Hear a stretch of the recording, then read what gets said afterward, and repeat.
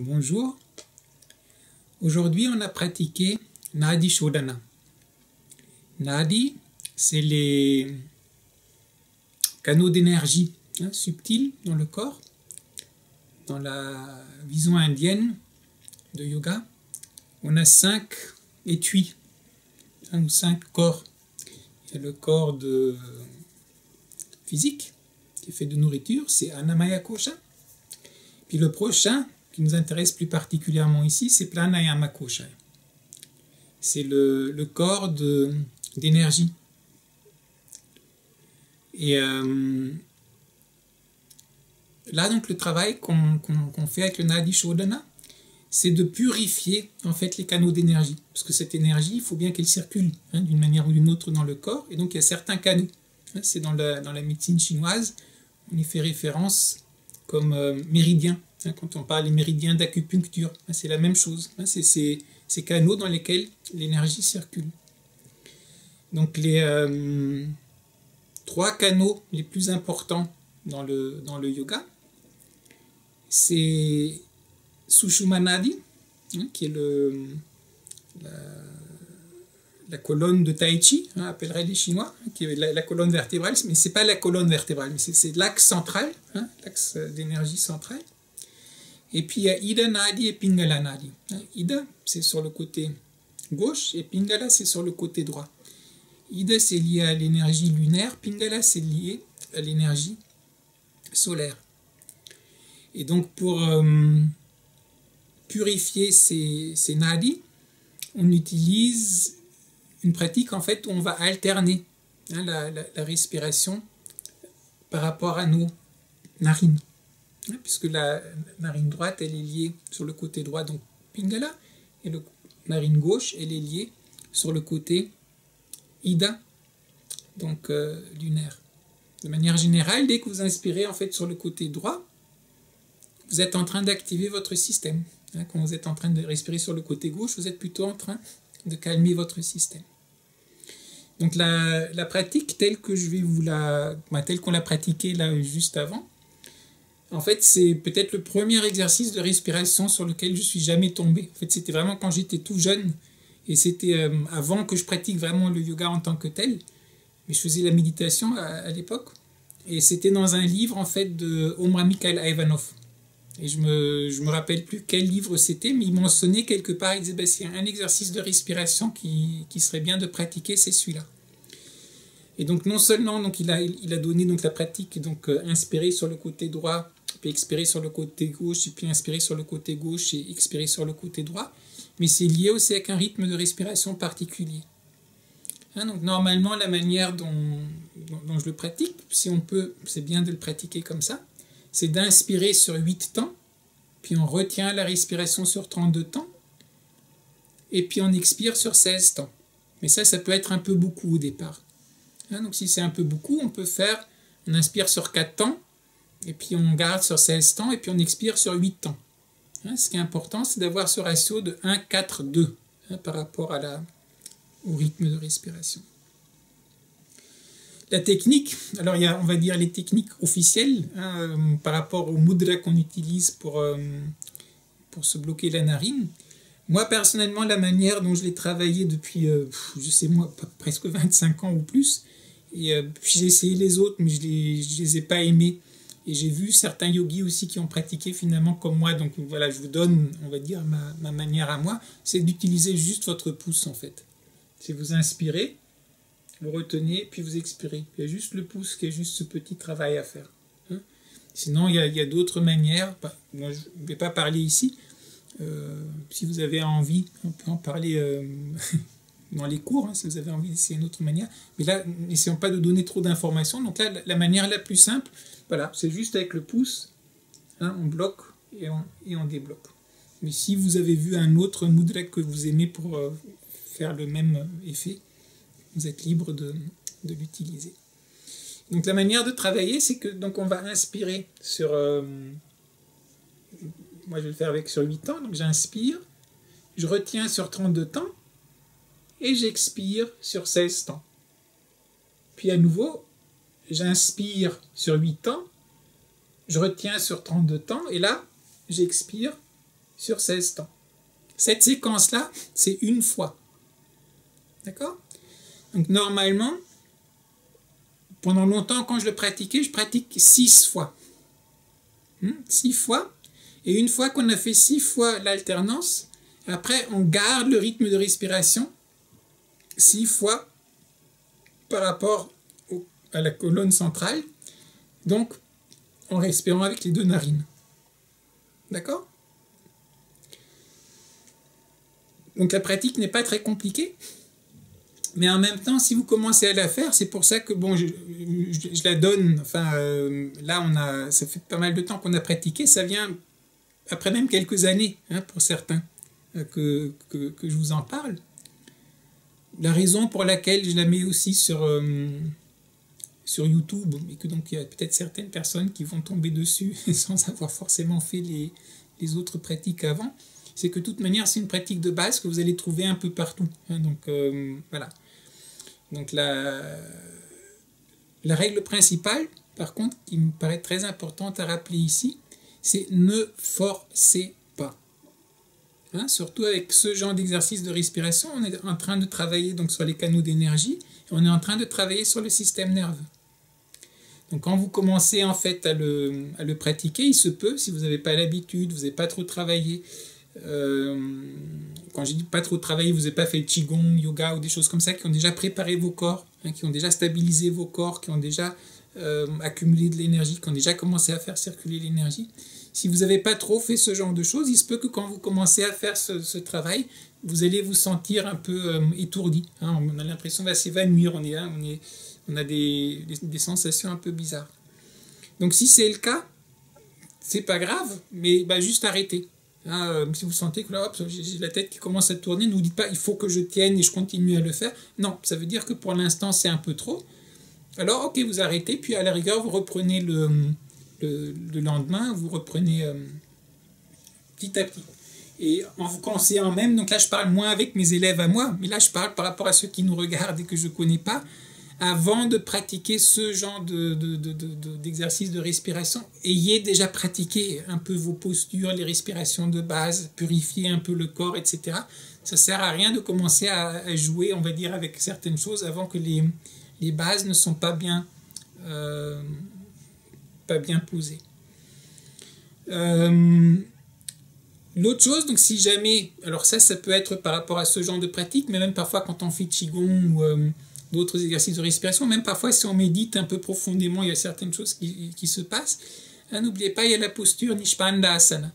Donc on s'allonge sur le côté, vous allongez sur le côté, avec les genoux un peu relevés, un peu comme, pas complètement fœtus, mais un peu. Donc là, vous rassurez votre corps. Donc vous mettez, vous respirez tranquillement, et vous recalmez, vous êtes à l'aise. Et après, quand ça va bien, hop, soit vous arrêtez votre séance, ou alors vous reprenez après. Quand j'étais en Inde, la Pondichéry, quand on faisait chaque jour, on avait une session de pranayama qui était, je ne me rappelle plus, 1h30 ou 2 heures, avec une petite pause au milieu. Donc là, à chaque fois, quand on faisait des cycles de différentes respirations, après, en fait, on se mettait Nishpandasana. Donc on se reposait un peu, et puis hop, et puis on reprenait d'autres exercices, et à nouveau Nishpandasana. Donc vraiment, j'insiste, donc dans toutes les pratiques, apprivoisées, en douceur, comme je vous ai dit, comme le petit prince qui apprivoise le renard. C'est toujours vrai. Et écoutez toujours votre corps, n'essayez jamais de passer en fait en force par rapport aux pratiques, ça ne sert à rien. Vous allez juste, vous pouvez vous faire mal, et vous allez vous bloquer à un niveau profond, parce que petit à petit, votre corps, votre inconscient, va plus vous faire confiance par rapport à la manière dont vous pratiquez avec lui. Donc là, quand on commence à aller dans ce genre de travail-là, je dirais encore plus. Parce que ce n'est pas des choses qui sont très acrobatiques ou très difficiles. Donc on peut le faire, on peut se forcer. Mais, entre guillemets, vous allez risquer de griller le système. Donc c'est pas la peine de le faire. L'autre chose qui est très importante, on parle de Nadi Shodhana. Donc Shodhana, c'est purifier. Donc un autre élément qui est l'énergie, donc aussi de purifier les canaux pour que l'énergie puisse bien circuler. Mais là, il y a un autre aspect qui est vraiment important, c'est que si vous voulez vraiment aller un peu approfondir ces pratiques-là, il y a certaines règles de vie en fait que petit à petit vous devez vraiment commencer à respecter. Hein, par exemple, essayez de faire des pratiques de pranayama un peu plus avancées, même déjà ce genre de choses-là. Si vous êtes en train de fumer, c'est peut-être pas une très très bonne idée. Après, il peut y avoir des moments, même quand on fait des pratiques poussées, si de manière générale, en Europe, c'est plutôt pas le cas, donc si de manière générale, on n'est pas végétarien, ben au moins quand vous allez dans ces pratiques-là, probablement, je dis, si on approfondit, hein, je ne suis pas en train de dire si on fait une fois de temps en temps, on a essayé un peu de voir ce que ça donne, mais si vraiment on veut les pratiquer, ben pareil, il y a certaines nourritures, la viande, l'alcool, toutes ces choses-là, qui quelque part, qui bloquent vos canaux. Hein, donc si après vous commencez à faire des pratiques, entre guillemets, pour purifier, pour envoyer de l'énergie, alors qu'en même temps, tout est bloqué, etc., ben vous voyez un peu le genre de problème auquel vous commencez à vous préparer, en fait. Hein, c'est un peu l'exemple que j'aime bien donner. L'énergie, c'est bien. Et si on travaille pranayama, bon, il y a beaucoup d'énergie qui peut venir, c'est magnifique. Si on est un bon conducteur, hein, si vous êtes une fibre optique ou de l'or ou quelque chose comme ça, c'est magnifique. Ça passe à travers vous, vous illuminez une ville entière avec ça. Si vous êtes un bout de bois et que vous faites passer en fait la même énergie, la même électricité, la foudre qui tombe dans un arbre, l'arbre il crame. D'accord ? Donc c'est extrêmement important quand on commence à aller sur ce travail plus énergétique, il y a des conditions, on va dire de base. Donc là j'ai donné quelques-unes par rapport à la pureté, par rapport déjà qu'est-ce qu'on mange. Puis aussi, ayez bien dormi. Et quand je dis qu'est-ce qu'on mange pas. Qu'est-ce qu'on boit pas. Il y a tout le cadre éthique en fait de yoga. Hein, yama niyama. Hein, les panchayama, panchaniyama. Bon, j'ai parlé quand on a fait la petite conférence sur le yoga. C'est très très important. Hein, Socha, la pureté. Brahmacharya. Le côté parfois quand on pousse certaines pratiques, certainement parfois il faut faire un peu abstinence sexuelle. On peut pas, enfin là je parle en tant qu'homme, je sais pas pour les femmes, je suis pas une femme donc j'ai pas expérimenté par moi-même, mais au moins pour les hommes c'est clair que si vous voulez faire certains travaux à un certain moment, vous êtes obligé de renoncer au moins pendant un certain temps à ça, parce qu'en fait vous allez perdre votre énergie sinon, et à nouveau ça va bloquer vos canaux etc. Donc vous ne pourrez pas continuer à avancer. Donc pour dire donc la pratique, elle est simple à la base. Vous pouvez donc essayer de temps en temps de voir ce que ça fait hein, si vous la pratiquez. Mais plus aussi vous allez la pratiquer, plus c'est vraiment l'énergie qui va commencer à circuler. Vous allez aussi vous rendre compte de l'importance aussi de vos pensées, de vos émotions. Et si vos pensées et vos émotions ne sont pas pures, c'est très désagréable. Vous allez sentir, c'est comme si dans votre corps, c'est très très très désagréable. Donc là aussi, donc une chose qu'on a faite parfois dans nos cours, soit pour commencer ou pour se lâcher, mais quand les jati, hein, là, et puis on prend, hein, on expulse. Hein, donc si jamais vous êtes en train de pratiquer ce pranayama ou d'autres pranayama et que vous sentez, je sais pas, parfois on a une pensée qui vient et puis c'est comme si elle polluait un peu pendant qu'on est en train d'inspirer le système. Alors n'hésitez pas avec ce genre de mots, hein, juste de vider. Hein, les bastrika, toutes ces respirations-là, c'est une chose, c'est vider. Hein. D'une part, ça énergise aussi, mais on vide. Et tous les mouvements qui sont un peu là, hein, on vide. Pourquoi je dis ça? C'est parce que quand vous... Voilà, pranayama, on dit c'est le souffle, mais le souffle, c'est l'énergie aussi. C'est pas uniquement la respiration physique. Et donc petit à petit, quand vraiment pranayama commence à faire ce que ça doit faire et que donc vous travaillez avec l'énergie, petit à petit, vous commencez vraiment à ressentir ces choses-là. Et donc là aussi, certains bruits ou certaines pensées ou certaines émotions, toutes ces choses-là, c'est comme si vous avez votre énergie, elle coule. Et puis avec certaines pensées, c'est comme si quelqu'un jetait une saleté dedans. Hein. Donc si vos pensées, c'est des pensées bien claires, bien lumineuses, bien etc., oui, ça va couler très très bien. Mais si tout d'un coup, je sais pas, vous êtes en train de faire, et puis tout d'un coup vous pensez à, je sais, quelque chose de plus grossier, ça va créer un déséquilibre.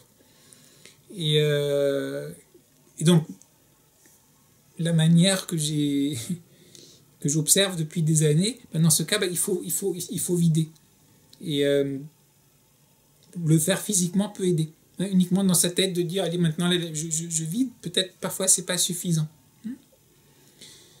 Donc, je crois que j'ai dit les choses les plus importantes.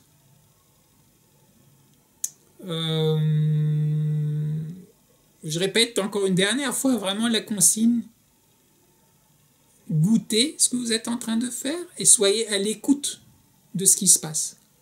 Et vraiment, au moindre sentiment d'inconfort, ne continuez pas. Il y a rien de magique. Et si j'ai entendu une certaine fois quelqu'un qui m'avait parlé d'un exercice de respiration. Je ne vais pas rentrer dans les détails. Il dit, et puis on le fait, puis on tombe dans les pommes, c'est génial, voilà, parce que ça nous met dans un autre état de conscience. Enfin, c'était plutôt, donc ça te met dans un état d'inconscience. Oui, où est l'intérêt? Ça ne nous intéresse pas. Nous, tout le travail qu'on est en train de faire, c'est devenir de plus en plus conscient de ce qui est en train de nous constituer, ce qui se passe en nous, autour de nous, etc. Donc, c'est pas pour partir dans des tripes. Donc, essayez pas de respirer pour de triper.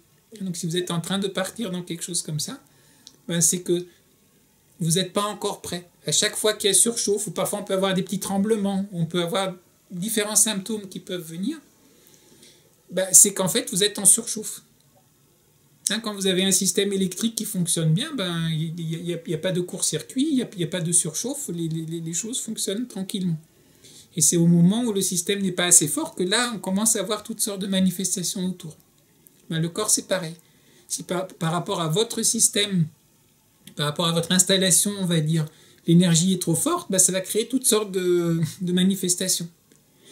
D'où l'important, justement, de préparer aussi l'installation. Il ne s'agit pas uniquement de faire venir l'énergie, il faut avoir une installation adéquate.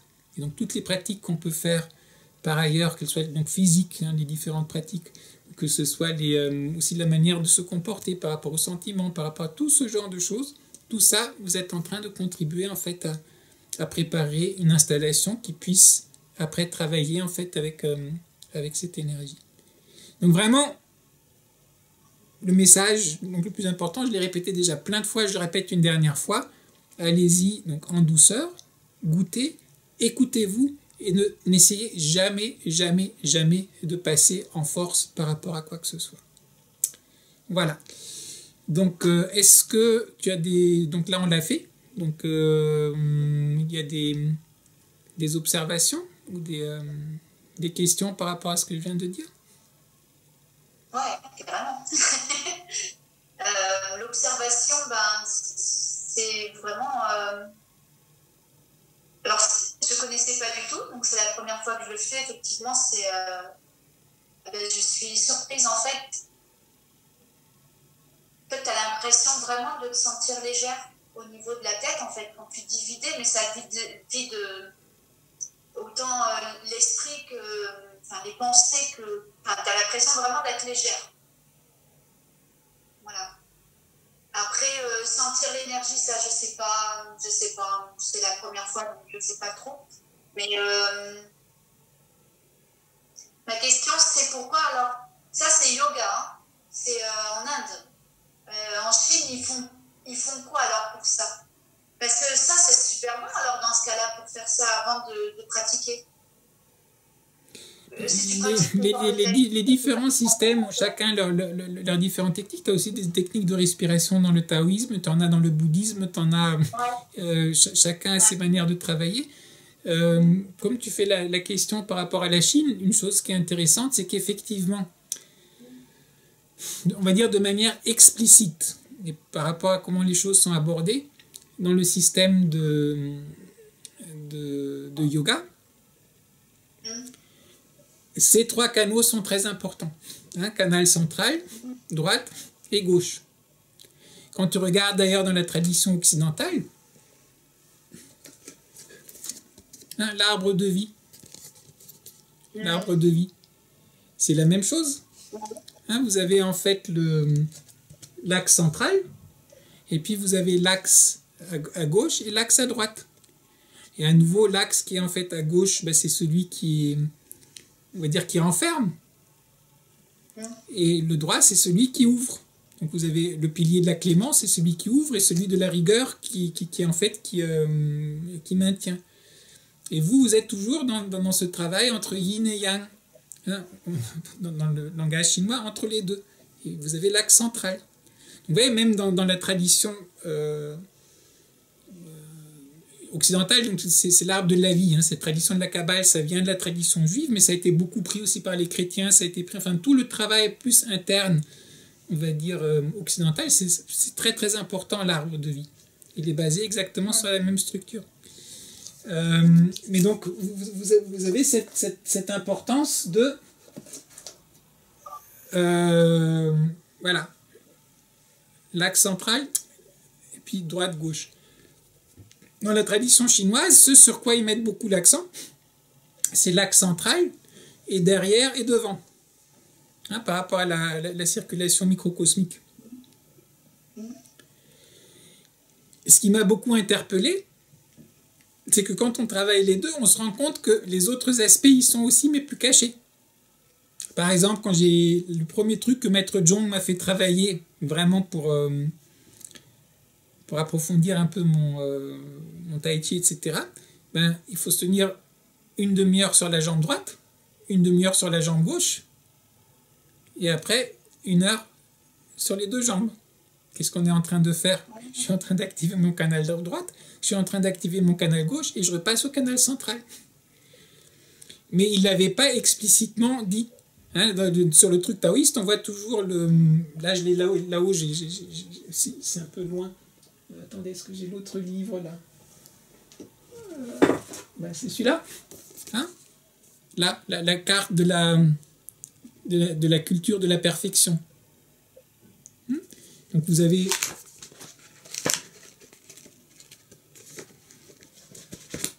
Oui, bon, on le voit assez bien là-dessus. Hein, c'est l'être humain, mais c'est comme une montagne. Mais là, c'est cette circulation-là qui est mise en avant. Mais dans le yoga, alors on me dit ça, hein, et après, tout d'un coup, on va travailler, par exemple, quand on a fait le Mukha Bhastrika. Hein, et qu'est-ce qu'on fait? On fait Dharmika Asana à la fin.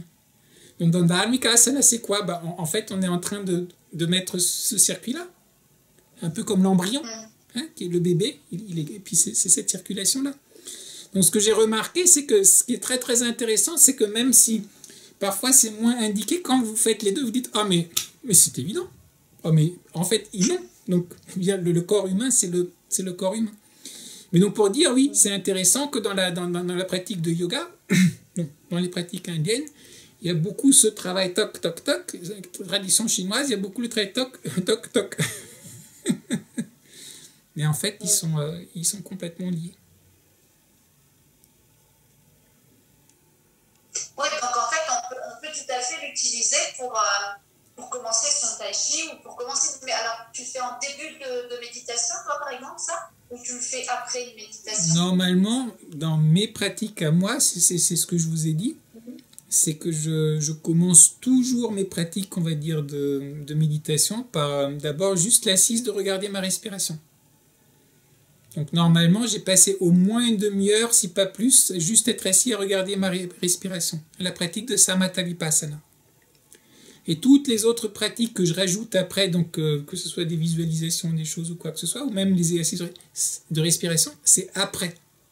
Donc en fait, je fais jamais, je m'assieds tout de suite, je commence à faire. Non. Moi personnellement, à chaque fois, d'abord, je me pose, je laisse poser mon esprit. Voilà, les choses s'apaisent, se purifient, se clarifient, se mettent, etc. Puis aussi, toujours l'idée, on remercie, on dédie le travail. Et une fois que tout ça s'est bien mis en place, on est bien installé, après, je commence à faire circuler l'énergie.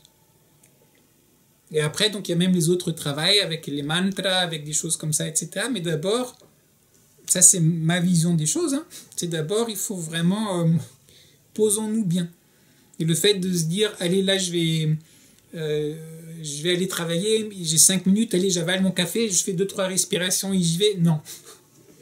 Pas, à nouveau, chacun son truc, chacun essayer, voilà.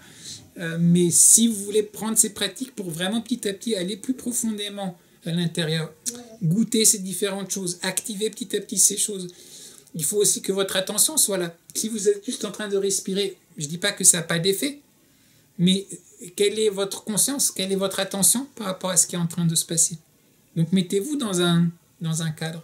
Et si vous pouvez, surtout quand vous faites ce genre de travail au départ, essayez, si on a la chance de vous mettre dans un contexte où vous n'avez pas le téléphone qui va sonner ou des choses comme ça, parce que parfois quand vous êtes vraiment en train de sentir ces choses subtiles, c'est tout d'un coup, c'est ding, ding, ding, enfin, oui, des bruits comme ça qui viennent, parfois c'est pas agréable. Surtout quand notre système n'est pas encore très stable, hein, parce qu'on est en train de découvrir ça, donc c'est très léger, subtil, et tout d'un coup, boum, il y a c'est la grosse brute, hein, le son qui rentre, donc ça peut être terrible. Après, petit à petit, quand on a plus travaillé, qu'on devient plus centré, et donc plus stable, après c'est moins grave, hein, on arrive, ça nous choque moins. Mais surtout au départ, donc si vous pouvez vous créer un petit, vous débranchez votre téléphone, enfin vous éteignez votre téléphone, hein, vous dites à vos voisins, bon à ce moment-là, je suis pris, ne venez pas forcément frapper à ma porte à ce moment-là, ça peut être utile. Et au niveau ressenti, je sais qu'il ne faut pas toujours chercher le ressenti, mais bon, là, vu qu'on l'a fait, tu ressens alors comme une fraîcheur ou tu dois ressentir comme... parce que si tu fais circuler ton énergie, tu dois ressentir plutôt de la chaleur ou de la fraîcheur? Tu dois ressentir rien du tout. Rien du tout. Non, non, je mets l'accent sur tu dois rien du tout. Ce qui se passe, se passe. J'ai donné la technique, voilà. J'ai donné un certain petit contexte parce que je crois que c'est important. Hein, parce que je vois parfois des gens qui vont tremper dans toutes sortes de techniques, etc. Et puis ils prennent ça et ils n'ont pas le contexte, ils n'ont pas le cadre. Et après, parfois, ils s'étonnent pourquoi ils tombent malades, ils s'étonnent pourquoi... on a pris une technique et puis on s'est dit c'est la pilule magique, donc je vais faire le truc parce que ça va me faire quelque chose. Et puis effectivement, on sent qu'il y a des choses qui se passent, alors on se dit, bah tiens, je vais être sur la bonne voie, parce que c'est tellement fort que j'en perds même la tête, hein, complètement étourdi, etc. Et ils n'ont pas encore une bonne conscience de leur corps, de savoir interpréter que là, le corps te dit, attends, t'es en surchauffe, arrête, c'est pas bon. Donc c'est pour ça que je donne un peu le cadre, hein, pour dire, voilà. Maintenant, moi, quand j'ai commencé à pratiquer ça, c'était à l'âge, je sais pas, de 17 ou 18 ans. Alors, à l'époque, je faisais le karaté, j'avais tout ça, je méditais déjà, etc. J'avais pas de maître particulièrement à l'époque pour me guider par rapport à ça. Mais peut-être que j'ai eu de la chance, mais disons, je suis pas mort par le fait d'avoir commencé d'essayer de le goûter, etc. Mais j'ai eu toujours l'intelligence de quand même écouter mon corps. Et puis à un certain moment où j'avais vraiment exagéré avec les pratiques, bah, là j'étais tombé malade. Et je me suis dit, ok, bah, faut pas recommencer ce genre de choses. Il faut bâtir les choses petit à petit. Et donc c'est pour ça que je donne le cadre. Mais après, la pratique, hein, c'est juste, j'inspire, voilà, sur 8 ans, je retiens sur 32 temps, puis j'expire sur 16 temps. Après, petit à petit, si vous allez le pratiquer, aussi avec les autres choses qu'on est en train de faire, peut-être que va vous venir, puis ça, on en parlera individuellement avec les uns et avec les autres. Peut-être qu'après, oui, il peut y avoir des visualisations qui peuvent venir aussi. Peut-être qu'il y a certaines sensations qui peuvent venir. Oui, il y a toutes sortes de choses qui peuvent peut-être venir. Mais au départ, avant de partir dans qu'est-ce que je devrais ressentir ou quoi que ce soit, bah non, bah juste faites, et puis ce qui se passe, et puis ce qui se passe pas. Et si c'est des choses qui sont un peu, on va dire, difficiles, dans le sens qu'il y a une réaction, bah dans ce cas, on laisse, et puis on reprend un peu plus tard. Hein, on y va en douceur. Mais surtout, ne vous dites pas, parce que vous avez lu dans un bouquin, il faudrait qu'il y ait telle ou telle sensation. Ah, j'ai pas les sensations. Non, c'est pas forcément exactement pareil pour tout le monde. Puis on en parlera d'ailleurs tout à l'heure quand on va parler de ma première année en Chine, avec ce travail. Alors oui, il y a certaines sensations qui passent, mais voilà, bah, c'est pas grave. Enfin, c'est pas grave dans le sens, parfois elles sont agréables. Mais ne nous attachons pas à toutes ces sensations ou toutes ces choses, toutes ces expériences qui peuvent surgir, soit dans la pratique de Qigong, soit dans la pratique de Pranayama ou dans la pratique de méditation. Nous, on est juste là pour goûter, hein, on goûte. Puis bon, bah, ok, bah, c'est intéressant, ok, on a goûté un truc. Puis peut-être après 2 semaines, ce truc, il est plus là, puis ça s'est transformé, il y a autre chose. On n'est pas là pour aller à la chasse, on va dire, d'expériences exotiques. Hein. C'est juste, ok, soyons attentifs à ce qui se passe.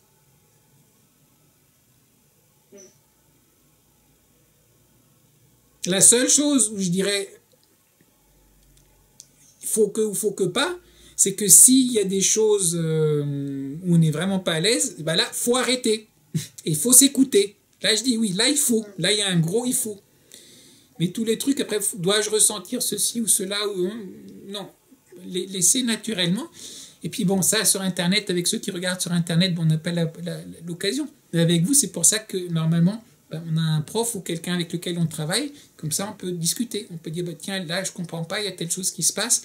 Puis parfois c'est même le prof qui vous regarde, qui vous dit Alexandra, là arrête de t'entraîner, tu t'entraînes trop. Non mais je m'entraîne pas trop. Si tu t'entraînes trop. Puis après est-ce que les étudiants veulent écouter ou veulent pas écouter? À nouveau ça c'est bon, c'est leur responsabilité à eux. Mais normalement donc le fait de travailler avec quelqu'un, c'est justement pour qu'il puisse vous dire, parfois il vous laisse. Mais s'il voit que là, ça commence à devenir un peu trop exagéré ou peut-être même dangereux, il va dire non, là, arrête, c'est pas bon. Ou sinon, si vous avez une question, vous pouvez venir, vous pouvez poser la question. Et puis, puis parfois, vous avez une réponse directe, et puis parfois, vous aurez juste une réponse qui sera écoute, laisse ça un peu de côté. Et parfois, ça sera écoute, fais autre chose pendant ce temps. Et donc, ça aussi, il faut comprendre les techniques, c'est pas des choses. La technique, oui, elle existe, mais à quel moment est-ce qu'elle est appropriée? À quel moment est-ce que c'est approprié de la laisser de côté? Pour faire quoi? Avec qui? De quelle manière? Il y a plein d'aspects qui sont là-dedans.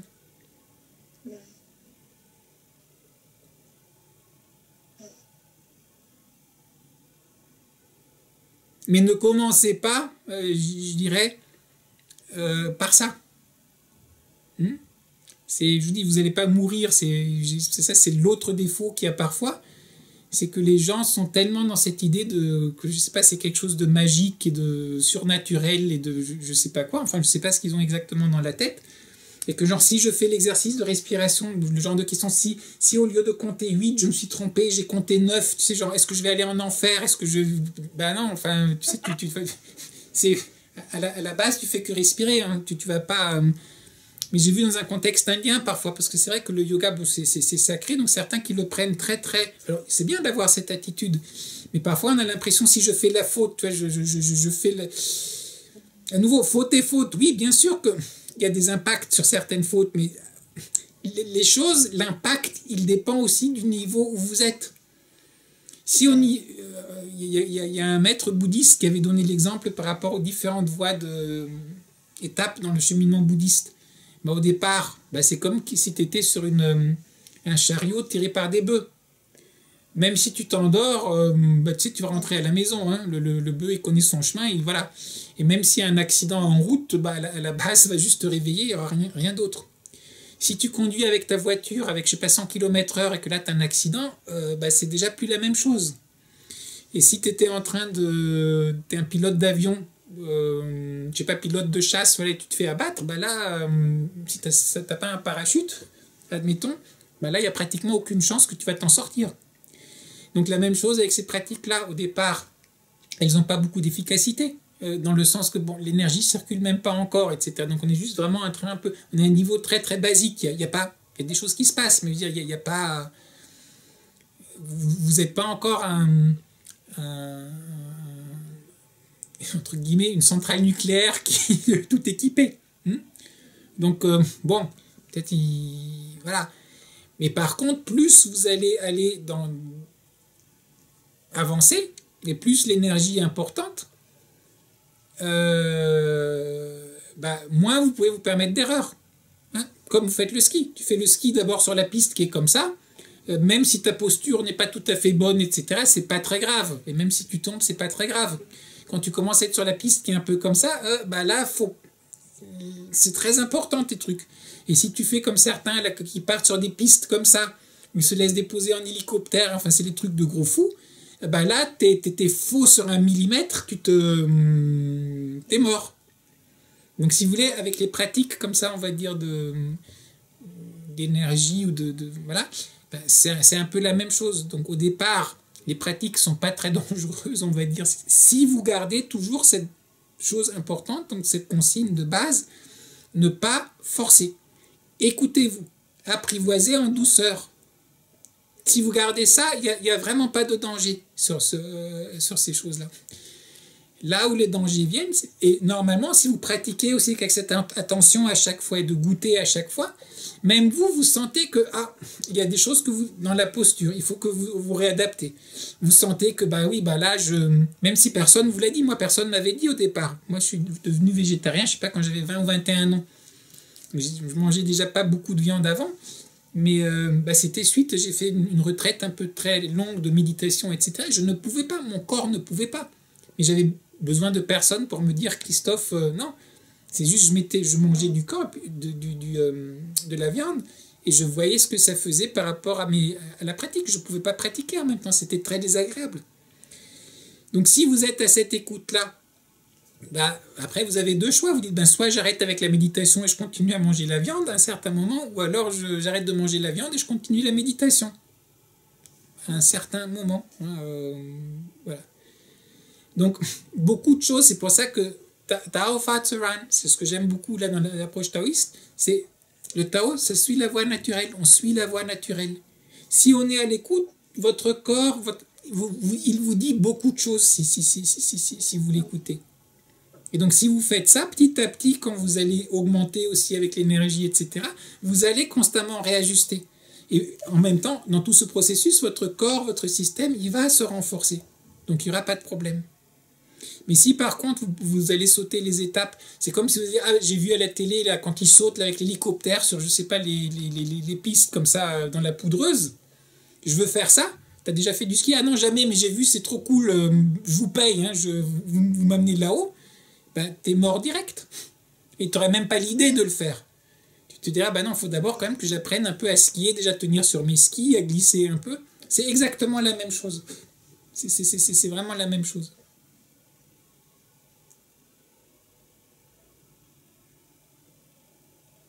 Ok, donc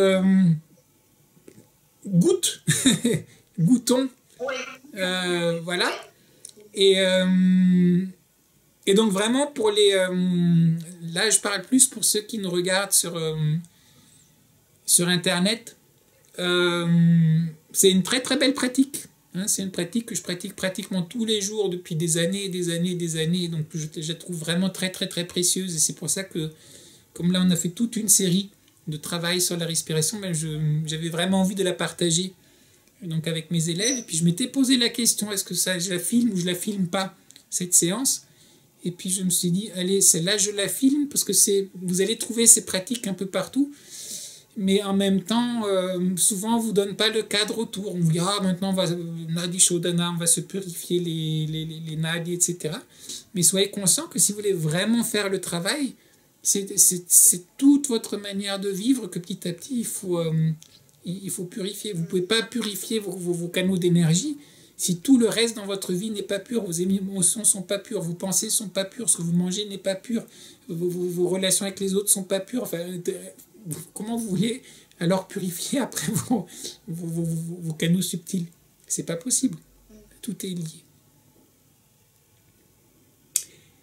Allez, bonne pratique et donc à tout à l'heure pour la suite. Et merci pour ce partage que vous avez trop envie de connaître depuis longtemps. Avec plaisir.